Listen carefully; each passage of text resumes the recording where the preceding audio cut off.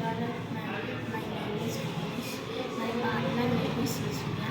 I'm studying in third class. సున్నిత పదాలు, దీర్ఘ పదాలు, ద్విత్వాక్షర పదాలు, సంయుక్తాక్షర పదాలు. సరదా పదాలు సరదా పదాలు వర్ణమాలతోని అక్షరాలతో వచ్చే పదాలు. బలబల, కలకల, ఆట, కటకట, లత. గుణింత పదాలు గుణింతలోని అక్షరాలతో వచ్చే పదాలు. సైకిలు, తరగతి, పులుసు.